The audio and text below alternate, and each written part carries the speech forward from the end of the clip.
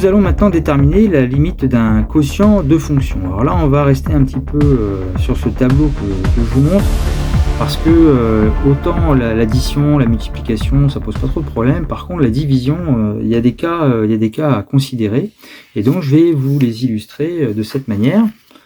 Donc déjà bien comprendre que quand on parle d'un nombre qui tend vers plus, enfin c'est pas un nombre qui tend vers l'infini, mais pour se donner une idée de l'infini, on peut déjà prendre 10 puissance 30, c'est déjà beaucoup, moins 10 puissance 30 pour moins l'infini. Un nombre qui est proche de 0, ce sera par exemple 10 puissance moins 30.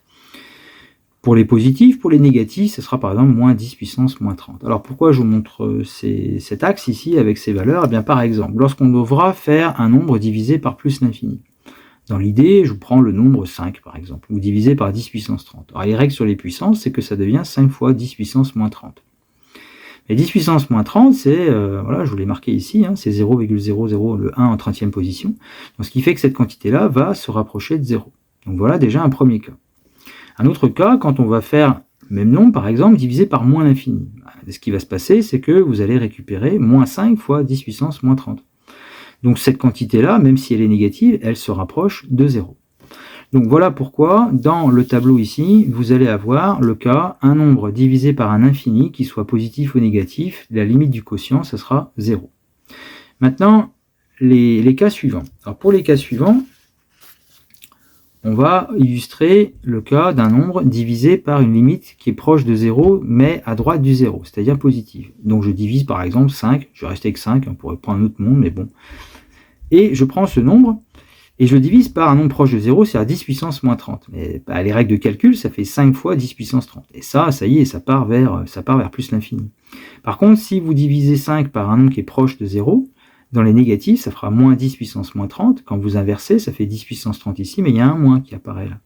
Donc ça va tendre par contre vers moins l'infini. Et on va avoir des signes opposés si, au lieu de prendre 5, on prend un nombre négatif avec, par exemple, moins 4.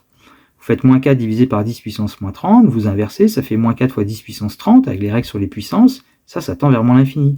Dans l'autre cas, comme il y aura deux signes moins, puisqu'on sera dans 0, proche de 0 mais négatif, donc les deux signes moins vont s'annuler, et cette quantité obtenue en résultat final, 4 fois 10 puissance 30, eh bien, elle va tendre, elle, vers plus l'infini. Donc finalement, quand on divise une quantité fixée, 5, moins 4, ce que vous voulez, par une valeur qui est très proche de 0, ça tendra vers des infinis. Et après, c'est la règle des signes, tout simplement, pour savoir si c'est plus ou si c'est moins.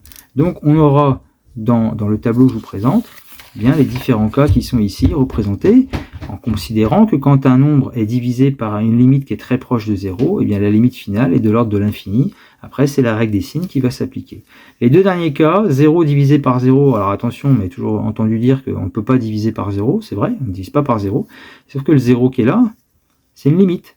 C'est-à-dire que quand on dit 0 divisé par 0, autrement dit, c'est une fonction qui tend vers 0 par une fonction qui tend vers 0, ce sont des limites. On dit c'est très très proche de 0.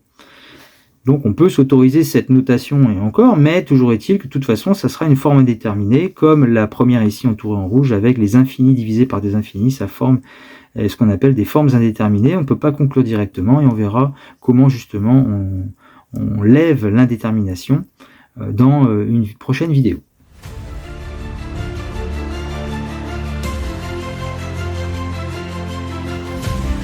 Et donc en illustration de ces différents cas, en tout cas sur le quotient de limite, je vous propose en exemple numéro 1, la limite ici quand x tend vers 0, de 1 plus 1 sur x carré divisé par 1 plus 2x. Alors ici, vous remarquez peut-être que j'ai pas mis 0 plus ou 0 moins, tout simplement parce que 1 sur x carré, que ce soit en 0 plus ou en 0 moins, eh bien ça tendra de toute façon vers plus l'infini, puisqu'un carré étant positif. Donc la limite de 1 plus 1 sur x carré, ça sera plus l'infini. La limite quand x tend vers 0 de 1 plus 2x, vous remplacez ici le x par 0, donc ça fait 1 plus 2 fois 0. Alors attention, quand je dis remplacer x par 0, sous-entendu, c'est un nombre qui est très très proche de 0. On peut imaginer 0,00000. Bon, je vais m'arrêter, vous mettez une vingtaine de zéros déjà. Un 1 après, ça vous donne quelque chose, une valeur qui est proche de 0. Donc finalement, on peut s'autoriser ici de remplacer x par 0 pour avoir une idée du résultat. C'est 1 plus 2 fois 0, donc ça fait 1. Donc le quotient, eh bien en haut, au numérateur, ça tend vers plus l'infini. Au dénominateur, ça tend vers 1. Faites plus l'infini divisé par 1, ça fait plus l'infini. Voilà pour ce premier exemple.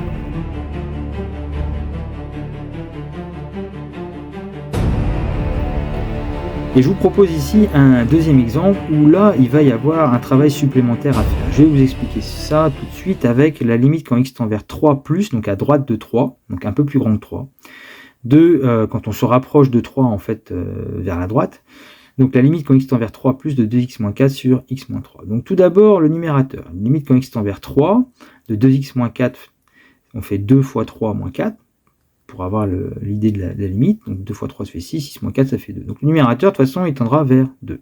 Maintenant le dénominateur, vous remplacez limite de x moins 3 quand x tend vers 3, 3 moins 3, ça fait 0.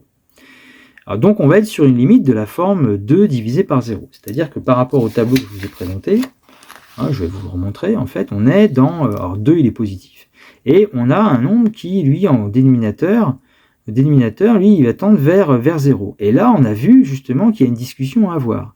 Est-ce que le dénominateur va tendre vers 0 et rester positif, ou va tendre vers 0 et être négatif?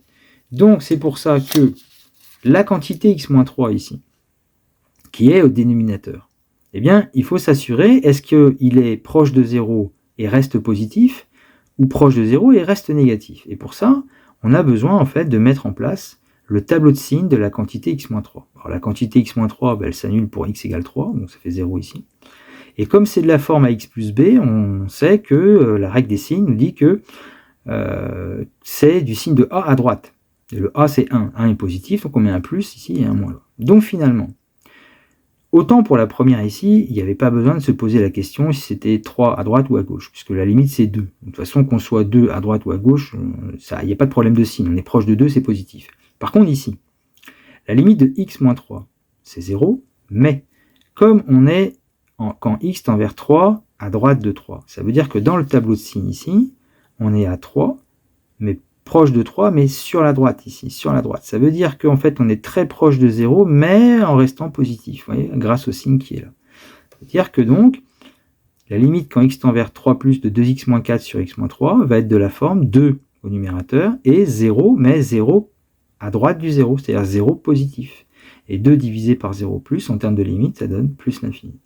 De la même manière, on aurait pu, et je le rajoute, déterminer la limite quand x tend vers 3 moins, c'est-à-dire à gauche de 3. Et quand on est à gauche de 3, le 2x moins 4 lui continue à être proche de 2, ça ne change pas, mais le x moins 3 il reste proche de 0, mais sauf que quand on est à gauche de 3 ici, on va se retrouver proche du 0 qui est là, mais avec des valeurs négatives. Donc on va dire que on aura une limite de la forme 2 divisé par 0 moins. Et 2 divisé par 0 moins, en termes de limite, ça nous donne moins l'infini.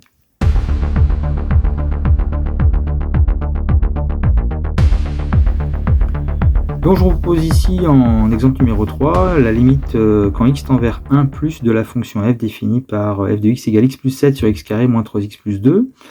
Donc on commence par déterminer la limite du numérateur. Quand x tend vers 1, x plus 7, eh bien 1 plus 7 ça fait 8, ça tend vers 8. La limite quand x tend vers 1 du dénominateur, x carré moins 3x plus 2, donc ça fait 1 au carré moins 3 fois 1 plus 2, donc ça fait 0.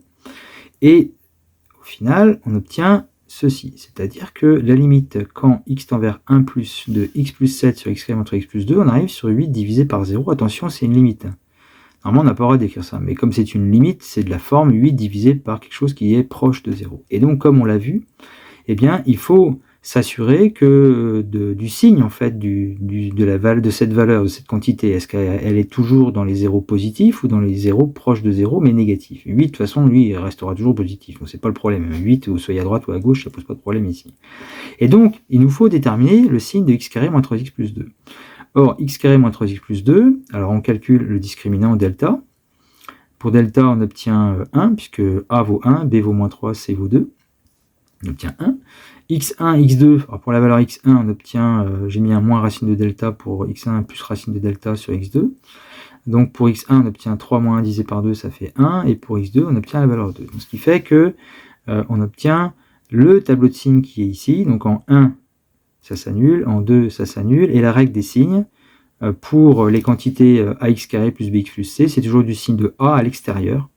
Donc comme 1 est positif, on met un plus ici sur les extérieurs et donc un moins à l'intérieur. Ah, d'ailleurs, une petite remarque avant de conclure. Vous voyez le 1 et le 2 en fait qui annulent le dénominateur. Mais justement, dans mon intervalle de définition, j'avais dit que je travaillais sur l'intervalle 1, 2 exclu, puisque 1 et 2 sont en fait des valeurs interdites. Quand vous remplacez x par 1 ou par 2, la quantité qui est au dénominateur s'annule. Donc c'est interdit. Voilà pour cet intervalle. Alors maintenant, je reviens à ma limite.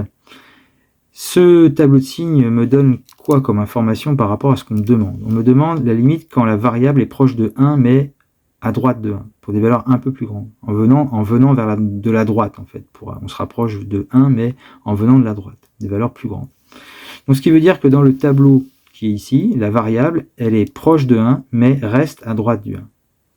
Ça veut dire que, et ça a pour conséquence que la quantité x carré entre x plus 2 va être proche de 0, mais tout en étant, puisqu'elle est localisée ici à droite du 1, la variable, la quantité restera dans des valeurs négatives. Et donc ce qui fait que je vais mettre maintenant que la limite de x carré moins 3x plus 2, on a dit que c'était 0, on a trouvé que c'était 0, mais je vais rajouter maintenant 0 moins. Et ici, je vais mettre 0 moins. Et comme on a vu, un nombre positif divisé par 0 moins en termes de limite, eh bien ça va nous donner moins l'infini. Donc dans certains cas, on est obligé, comme celui-là en fait, de déterminer le signe du dénominateur, puisque on fait apparaître une division par 0, et la division par 0 en termes de limite, je suis en termes de limite ici. En termes de limite, on a vu qu'il y avait différents cas où il fallait étudier justement le signe.